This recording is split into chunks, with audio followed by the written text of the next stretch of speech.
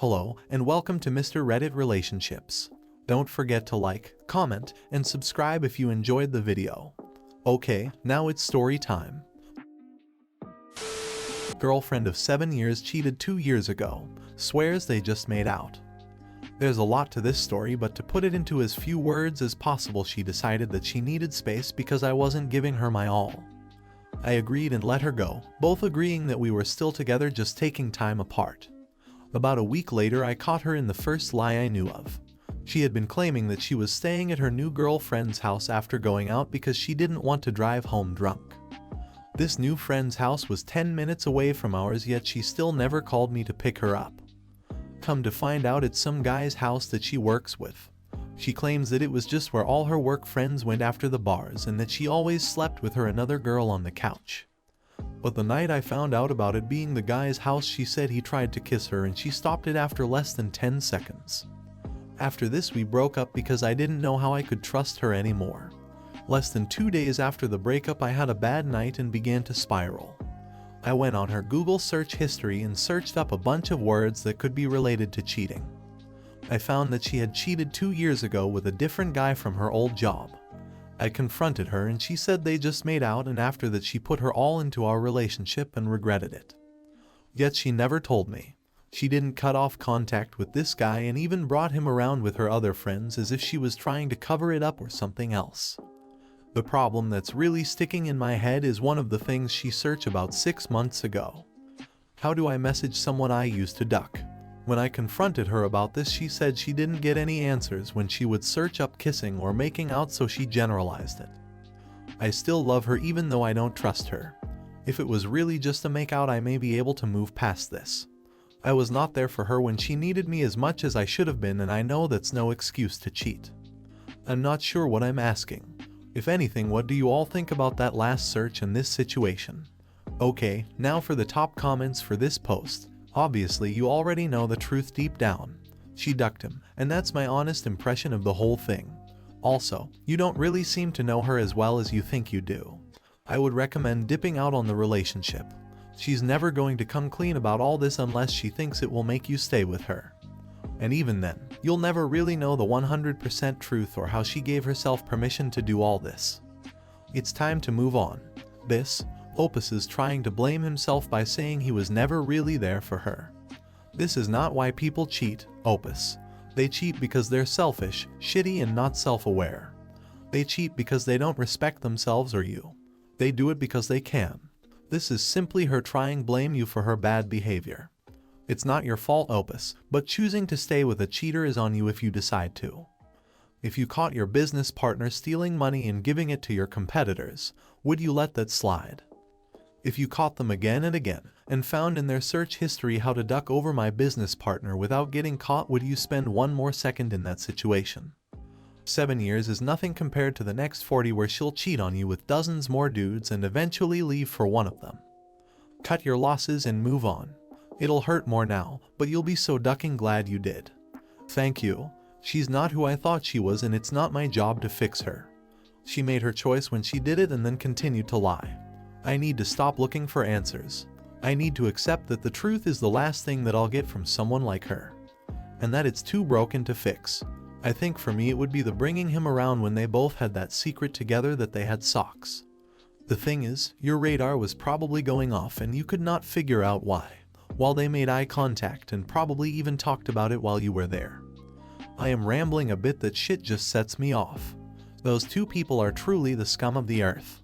So, to clarify, 1. She calls for a break. 2. Stays at a male coworker's house with who she has cheated on others before. 3. Lies about it. 4. Finally confesses to just making out. 5. You find searches that would suggest otherwise. The break was likely her trying to justify cheating by not technically cheating cause we are on a break. The lying coupled with what you found showcases that this was intentional and done well before the break. It wasn't a random coincidence, it was planned and deliberate. You mentioned being unable to trust her anymore. Would it matter whether she is telling the truth now or comes clean? I personally think it wouldn't. Therefore, I would suggest moving on. Stop looking for proof or answers. Stop looking into where she is now or what she is doing.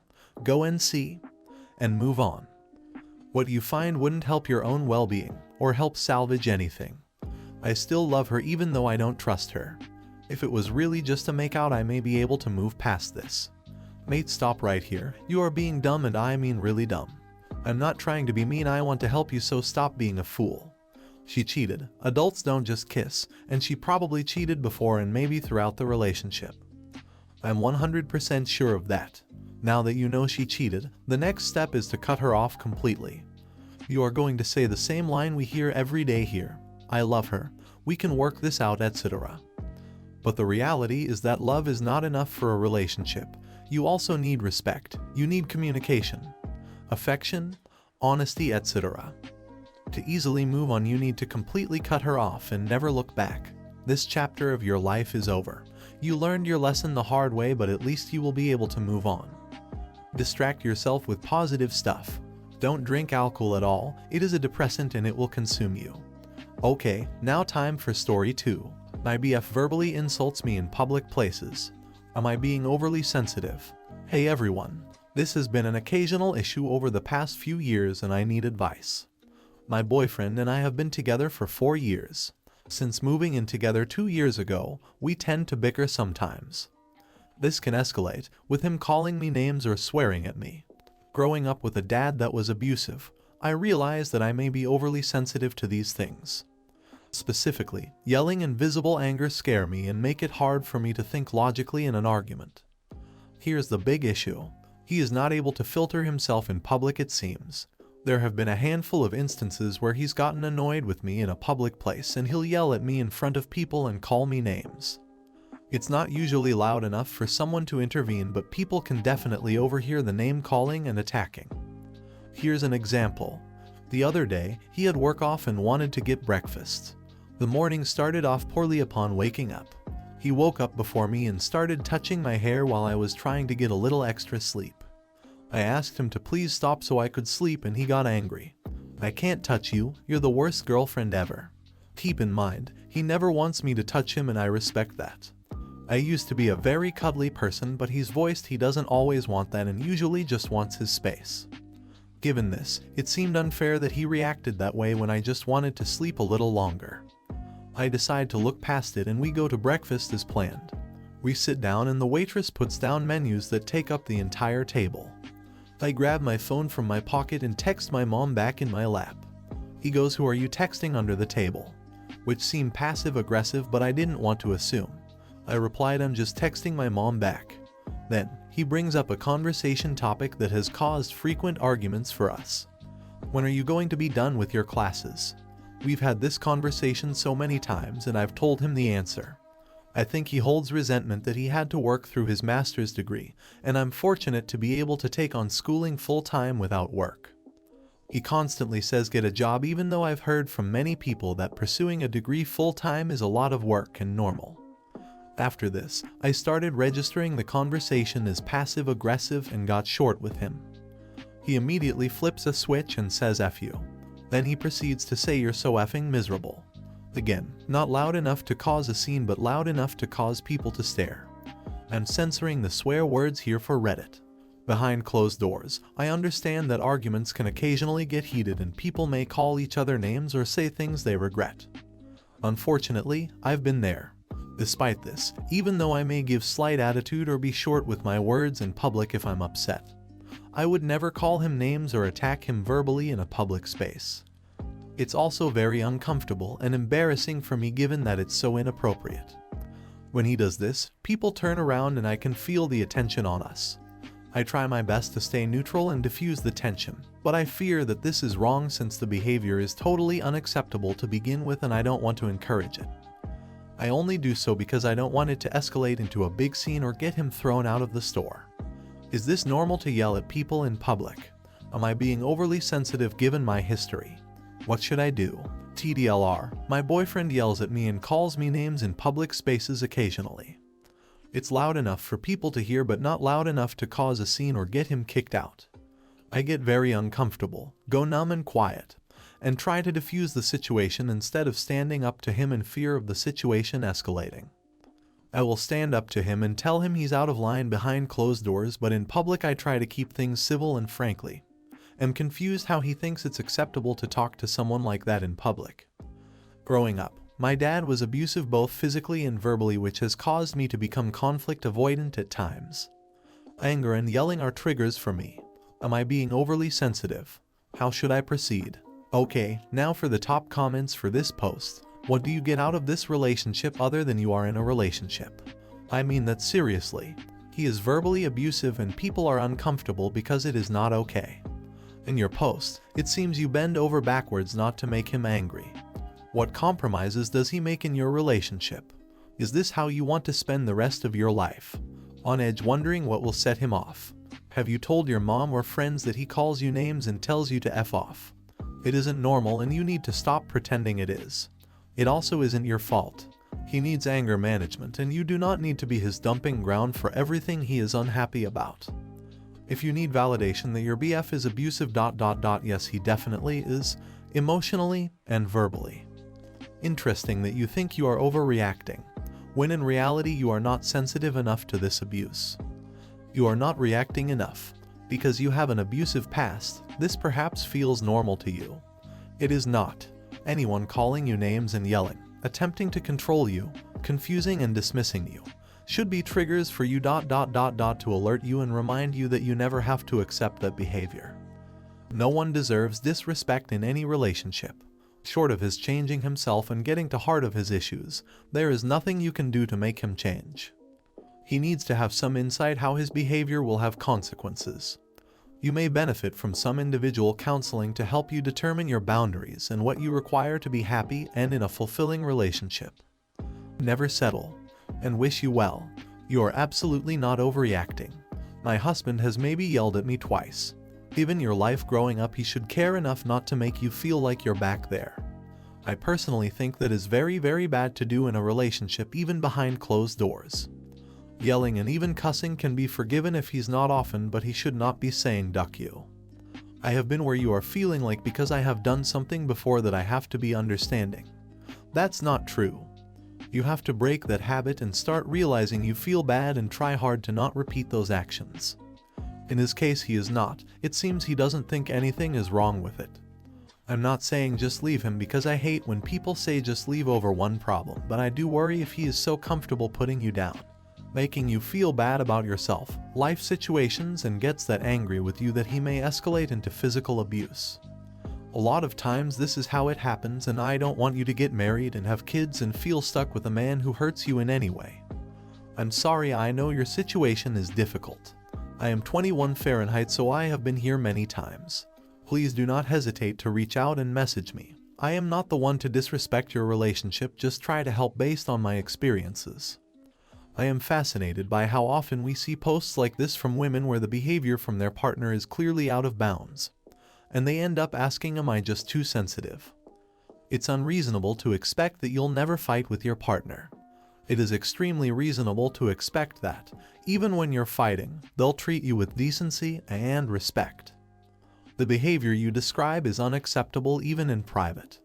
Like, literally, if you're in a relationship and name-calling, belittling statements happen more than once a year, you should be out of the relationship. And even once a year is a problem.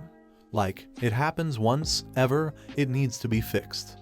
It happens again, and you should be packing your bags. You should proceed by getting out of the relationship. Okay, now time for story 3. My mom bullied a transgender kid in our church. She recently passed away, and my fiancé wants a break. I want to say that I don't blame my fiancé at all. This has been a traumatic time for all of us, and my mom is a youth leader in her church. She grew up there, and I did too. When I began to move away from religion in high school, they were pretty upset and said some hurtful things. I lost privileges, was excluded from things, and often yelled, spanked for not wanting to attend church. They also gave my college savings to my younger sister who was more religious, involved. Enough about me though. A kid in my mother's youth group took her own life, and it's really struck a chord in my fiancé. She's gone to numerous walks, events in the past, and one of her closest friends is gay too.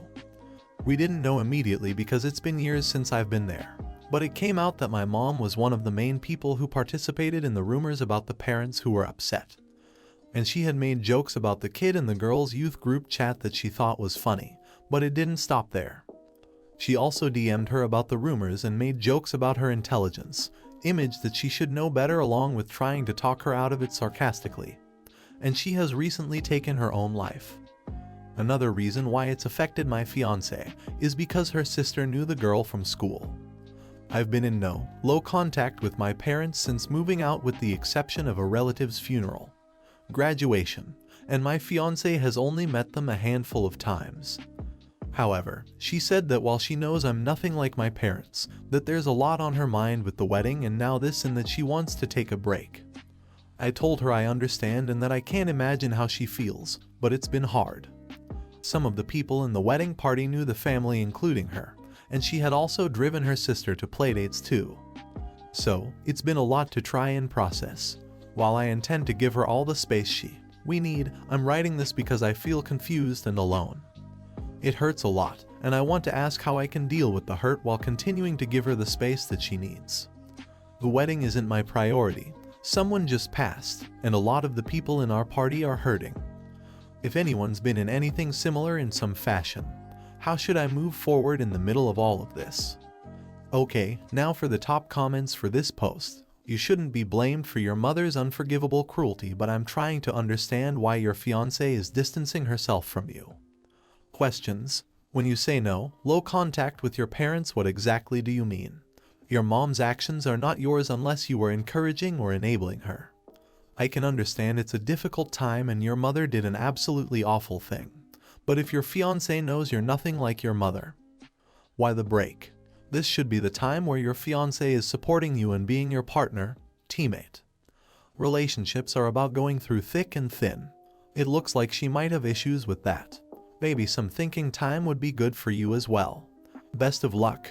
I've been holding back on asking her why we couldn't get through this together because I felt like inquiring about why she needed a break to grieve would come off wrong on my part and potentially be seen as disrespectful.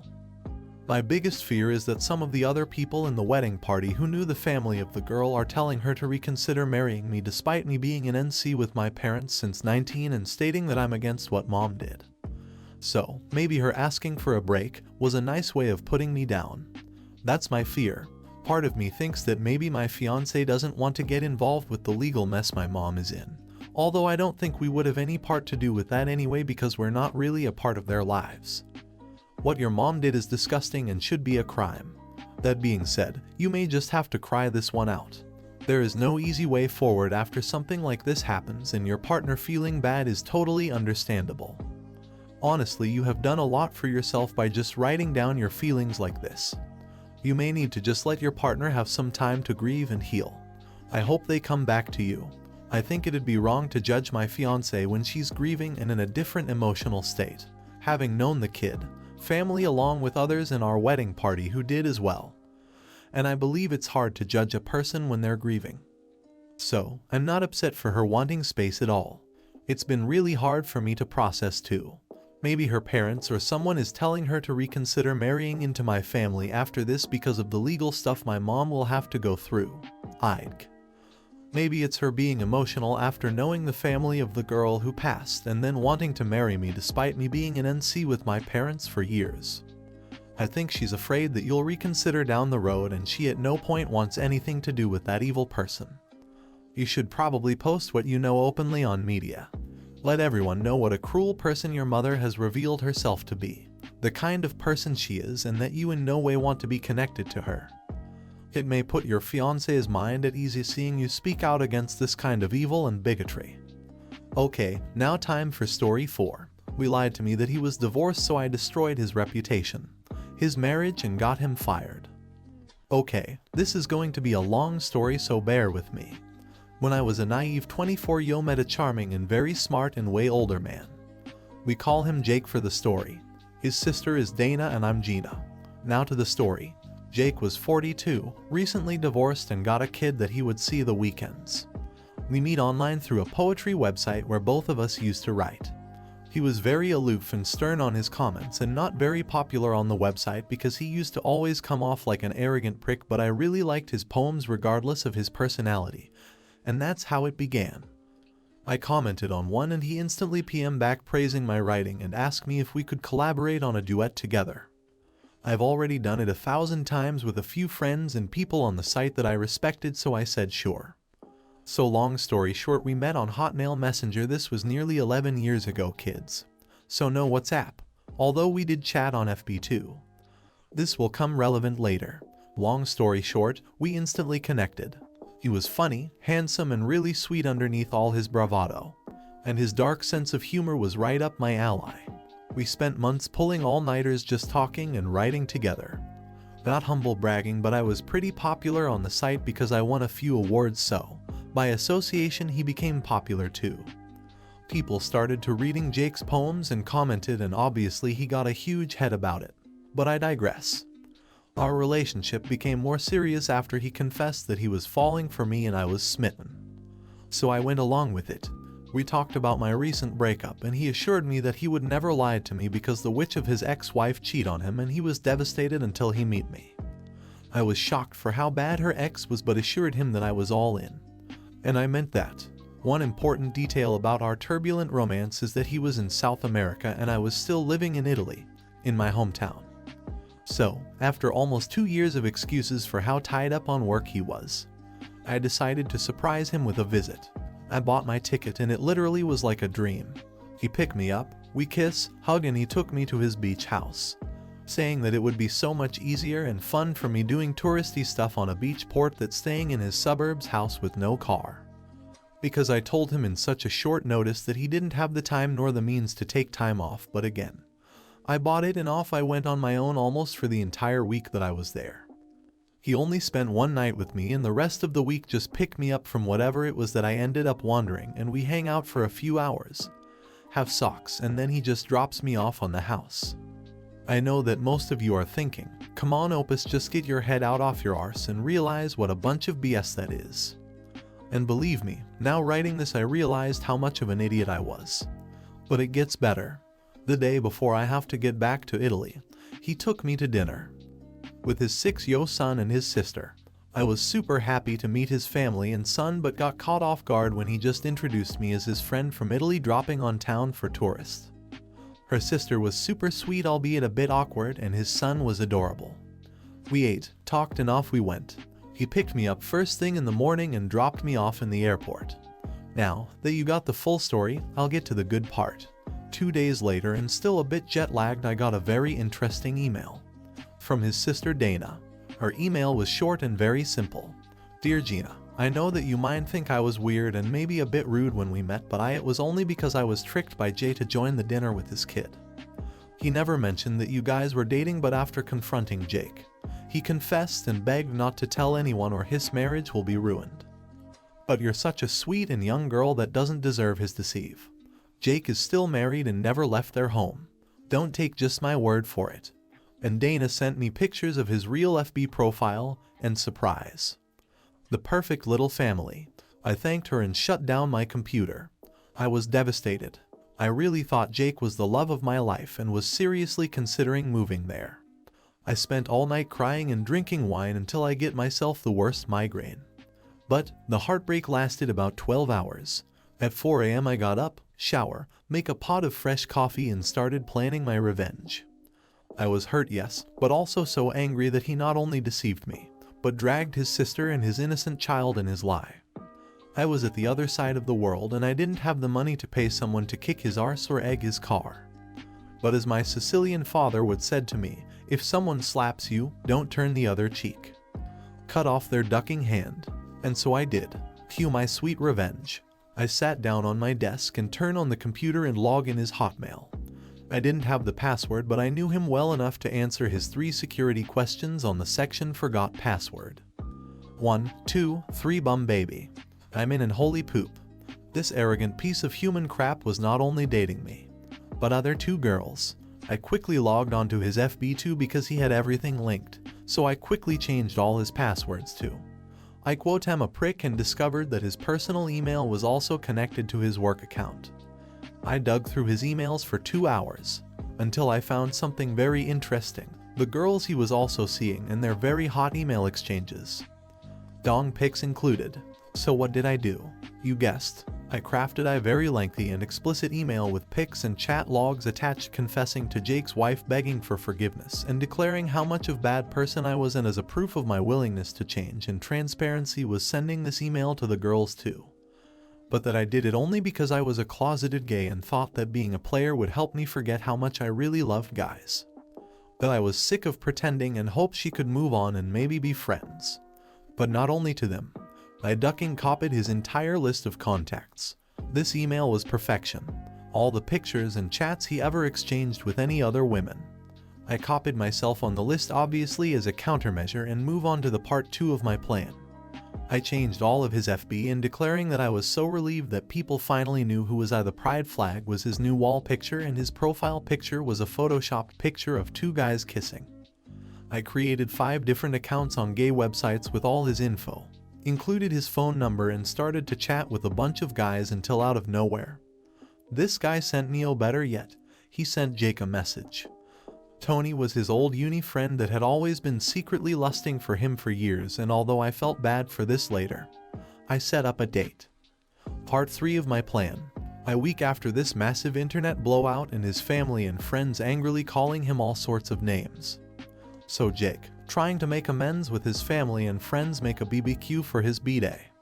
But I would have paid 1 year worth of salary just to see his face and his guests when in the middle of their celebration, Tony appeared with a bottle of champagne and a bag full of lube and socks toys to celebrate privately as I asked. Apparently there was a huge fight and everyone left Jake, flustered and angry, crying because some psycho wanted to ruin his life. I blocked him and forgot about everything until 6 months ago when he out of the blue sent me a message on Instagram asking me why I disappeared and didn't support him when he was on his lowest. And oh boy, the satisfaction I felt when I only replied back, "Sorry Jake, but I think everything you got was karma for all the lies and time wasted you feed me. Good luck, thumbs up, oh and BTW ... It was always me winking face."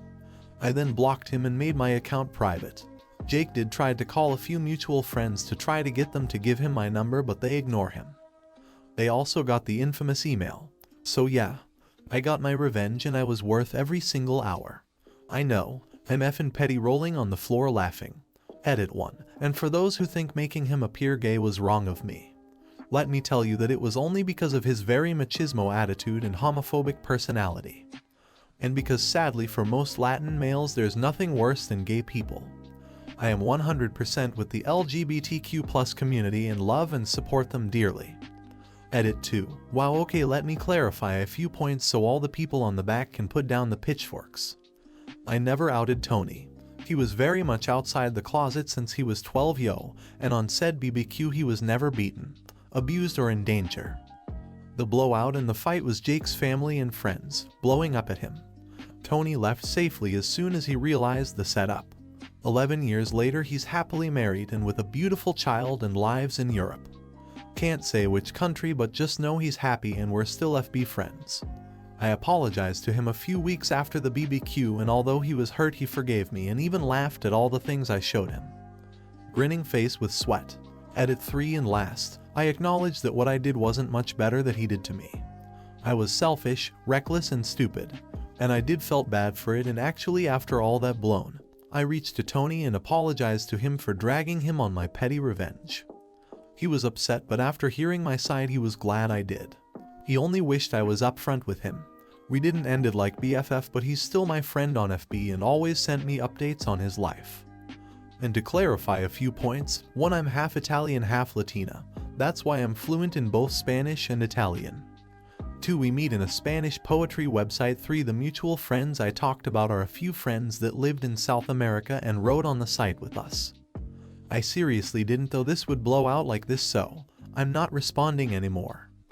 Only saying that this is a memory from one of the most painful times in my life. So is not fiction, not BS for karma or nothing. This is a memory from a person I quote am not anymore. Thanks for reading and peace. Okay, now for the top comments for this post. I'm aware that there may be some questionable details in the story. Let our mod team discuss it. No need to be rude if you don't like the story. As for those who are judging the story based on moral justification, keep in mind that NR goes beyond morals and justification. I feel like you missed an opportunity to get him to leave his life in Argentina and move to Italy to escape the fallout. Then you ghost him and get him deported, arrested somehow. I wish I had half the energy to think up and go through something like that. I can think of 2 people in my life who I wouldn't mind seeing go through hell. But the satisfaction I received just reading your story. And good. Couple of questions. If this was a long-distance relationship from different countries no less, how did you happen to befriend his long-term pal Tony? Secondly, how did you know he had a BBQ for his birthday if you had blocked him and were no contact? In fact, as you were the hidden secret mistress, how did you find any of this information out after you stopped speaking? You weren't part of his real life at all. I'm smelling BS. I'm smelling BS. I'm smelling BS. Thanks for watching. Don't forget to like, subscribe, and comment your thoughts below.